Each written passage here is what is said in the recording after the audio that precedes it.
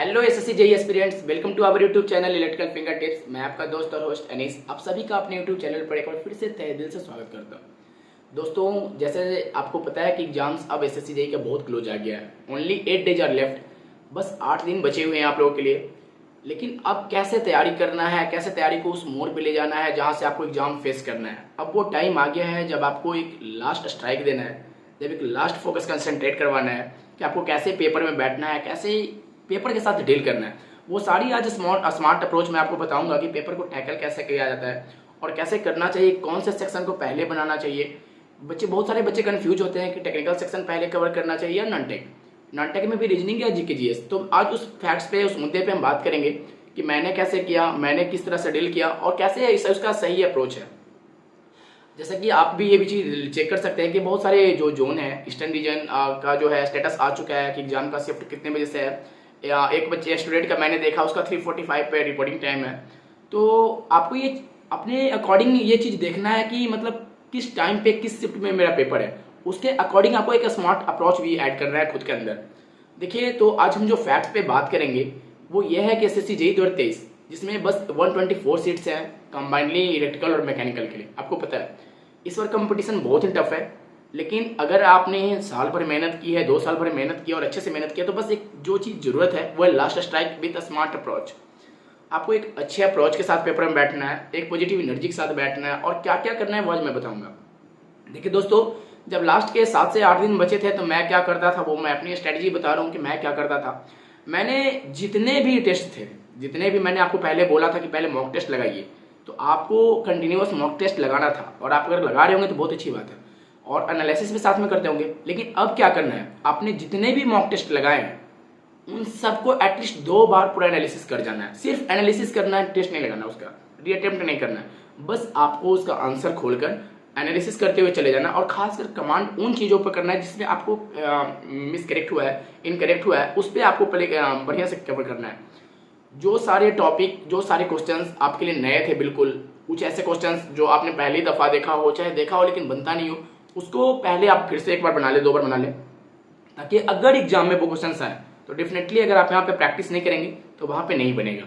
तो आपको कोशिश ये करना है, स्मार्ट अप्रोच ये लगाना है कि जितने भी टेस्ट आपने अभी तक लगाए हैं उनको 2 से 3 बार एनालिसिस कर जाना है पेपर से पहले। साथ ही अब रिवीजन छोड़ दीजिए, रिवीजन के अब टाइम नहीं है। अब जो टेस्ट वगैरह लगाए हैं आप उसी को रिवीजन कीजिए, क्योंकि आप 2 साल से 1.5 साल से मेहनत कर रहे हैं, हर दिन रिवीजन कर रहे हैं। लेकिन अब जो चीज़ जरूरत है वो एक जो सफिशियंट चीज़ है, जो स्ट्राइक करता है आपके अंदर को एनर्जी को, उसकी जरूरत है अब। तो आपको यही करना है कि टेस्ट का एनालिसिस कर लेना है जितने भी। उसके बाद जो मिनी टेस्ट थे, जो मैंने कहा था कि मिनी टेस्ट आपको नहीं मारना है, अब जब पेपर में 7 से 8 दिन बचे हुए तब आपको मिनी टेस्ट लगाना है। मिनी टेस्ट जितने भी हैं, पावर सिस्टम के हो, नेटवर्क के हो, मेजरमेंट के हो, मशीन के हो, बेसिक इलेक्ट्रॉनिक्स के हो, जिसके भी हैं मिनी टेस्ट, जितने भी टेस्ट बुक वगैरह जहाँ पे भी आप टेस्ट यूज करते हैं वहाँ पे अगर मिनी है आप वहाँ पे लगाएं, अच्छे से मिनी टेस्ट को दें और एक सिंपली वे में दें, ताकि आपके क्वेश्चन जो है वो एक अच्छे वे में, सिक्वेंशियल वे में बनते चले जाएं। और उस मिनी टेस्ट को भी इग्नोर नहीं करना है, उसका वक्त अब आया है, अब उसको लगाना है। और जितने भी मैंने आपको एक चीज़ बोले थे, याद है मैंने जब आपको पहले वीडियो में मैं बताया था कि जब आप मॉक टेस्ट लगा रहे होंगे तो कुछ ऐसे क्वेश्चंस होंगे जो आपको नए मिलेंगे, तो मैंने बोला था कि पतली सी कॉपी रखना है, उसमें उसको लिख लेना है। अब वो कॉपी को निकालने का समय आ चुका है, उस कॉपी को अभी आप रिवीजन कर जाएंगे। टेस्ट एनालिसिस जो मैं मॉक एनालिसिस है उसके बाद आप उस कॉपी को रिवीजन कर जाएंगे और पेपर से पहले 1-2 बार उसको भी रिवीजन कर जाना है आपको। देखिए, जब मैंने आपको भी चर्चा किया कि शिफ्ट आपका आ गया हो कि किस शिफ्ट पे आपका पेपर है, टाइमिंग रिपोर्टिंग टाइम आ चुका है, ईस्टर्न रीजन का तो आ चुका है, सेंट्रल का शायद अभी नहीं आया है, लेकिन आपको देख लेना है कि आपका कब पेपर है, किस शिफ्ट में पेपर है।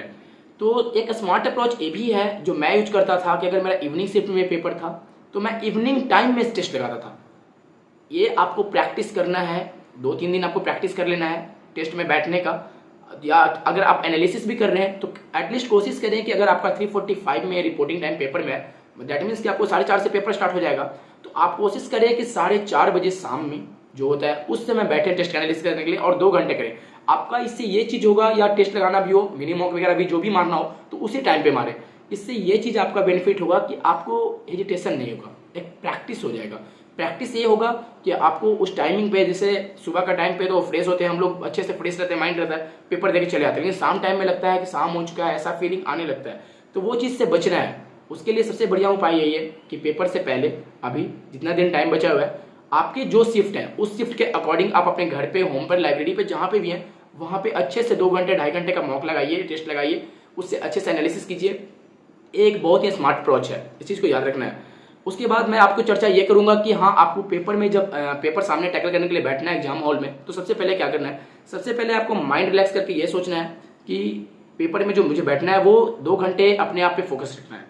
2 घंटा आपको इधर उधर की बातें नहीं सोचनी है, सिर्फ पेपर पे कंसंट्रेट होना है, हड़बड़ाना बिल्कुल नहीं है। आपने जो पढ़ाई किया है उससे क्वेश्चन बाहर नहीं आएगा। सबसे पहले मन में ये विश्वास रखना है कि आपने जो पढ़ाई किया है उससे क्वेश्चन बाहर डेफिनेटली नहीं आएगा। तो आपको जैसे ही पेपर मिले, सांस लीजिए अच्छे से, पेपर को देखिए। उसके बाद जब स्टार्ट करना है तो सबसे पहले आपको ये चीज़ ध्यान रखना है कि जो मैंने जो अप्रोच यूज किया, पहले मैंने टेक्निकल बनाया। बहुत सारे बच्चे क्या करते हैं कि रीजनिंग बनाना स्टार्ट कर देते हैं, फिर से करें जीके जीएस बनाना स्टार्ट कर देते हैं। एक गलत अप्रोच हो सकता है, इस बात को याद रखें।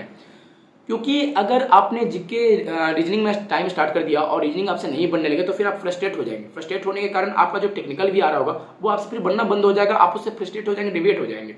कोशिश आपको ये करना है, स्मार्ट अप्रोच आपको ये रखना है कि आपको सबसे पहले टेक्निकल को अटेम्प्ट करना है। टेक्निकल 100 क्वेश्चन है, उसको कोशिश करना है आपको कि 50 से 55 मिनट, हार्डली 57 से 58 मिनट में आपको वो टेक्निकल के 100 क्वेश्चन लगा जाने हैं। क्योंकि आपके जो नॉन टेक पोर्सन आएंगे आगे, जीके जीएस चाहे वो रीजनिंग हो, जो रीजनिंग है वो तो आपको बहुत टाइम लेंगे, इस बात का आप ध्यान लें कि रीजनिंग आपका बहुत टाइम लेगा। जीके जीएस अगर आप लास्ट में 10 से 15 मिनट भी बचा ले रहे हैं तो आप मार लेंगे। लेकिन अगर आप जीके जीएस में उतना स्कोर तो कर लेंगे, लेकिन अगर आप रीजनिंग में फंस गए, क्योंकि फंसने वाला जो पोर्सन है वो रीजनिंग है, रीजनिंग टाइम टेकिंग है। और ये 2 घंटे के पेपर के दौरान आपको ये चीज़ पे सबसे बड़ा जो चीज़ है ना, आपका टाइमिंग मैनेजमेंट भी है। जो सबसे देखिए, जानकारी आपको भी होता है, हमें भी है और बहुत सारे बच्चों को है, सब कुछ वो पढ़ के आए, लेकिन वो जो टाइम मैनेजमेंट है ना 2 घंटे का, वो सबसे इंपॉर्टेंट है। आप इस चीज़ को ध्यान रखिएगा। मैंने जैसे अभी बोला और रिपीट भी कर रहा हूँ, 55 से 57 मिनट में आपको कोशिश करना है कि टेक्निकल 100 क्वेश्चन खत्म कर देने हैं। उसके बाद टेक्निकल के बाद जो आपको अटेम्प्ट लेना है वो है रीजनिंग पे अटेम्प्ट लेना है। और देखिए एक चीज़ हमेशा याद रखें, मैंने पहले भी बोला, ब्लड रिलेशन, डिकोडिंग और ये जो सिटिंग अरेंजमेंट है, ये टाइम टेकिंग क्वेश्चन होते हैं, इस बात को ध्यान रखना है। टाइम टेकिंग क्वेश्चन होते हैं, इसको जैसे आप जितना जल्दी निपटाने का कोशिश करेंगे, क्योंकि अगर एक बार इसमें आप फंस गए तो आपको लगेगा कि अगर वो जो राउंड टेबल जो क्वेश्चंस आते हैं, सिटिंग अरेंजमेंट जो क्वेश्चंस आते हैं, उसी से कभी कभी ऐसा होता है कि 2-3 क्वेश्चन पूछ देते हैं। तो अगर आपने एक पैटर्न गलत किया, डेट मीन्स कि आपका टाइम भी गया और 2-3 क्वेश्चन भी चले गए। तो कोशिश ये करना है कि एक ही बार अप्रोच करना है, भले थोड़ा टाइम 5 सेकंड 10 सेकंड लग जाए, लेकिन अच्छे से करना है। अच्छे से इसमें ये करना है कि उसके 3 क्वेश्चन है, 3 क्वेश्चन गलत नहीं होने चाहिए। अगर आपने एक बार उसमें क्वेश्चन में घुस गए तो आप कोशिश करें कि उसका आउटपुट बाहर लेकर ही निकले। सबसे बड़ा चीज़ है आपको आउटपुट बाहर लेकर निकलना है। उसके बाद आपको ये चीज़ भी पता होनी चाहिए कि अगर आपने 45 से 57 मिनट उधर खर्च कर दिए और 45 मिनट से 48 मिनट्स के अंदर आपको खत्म कर देना है रीजनिंग। क्योंकि आपको 50 जो रीजनिंग होगा आपको ज़्यादा 1 मिनट से ज़्यादा टाइम ले लेता है एक क्वेश्चन।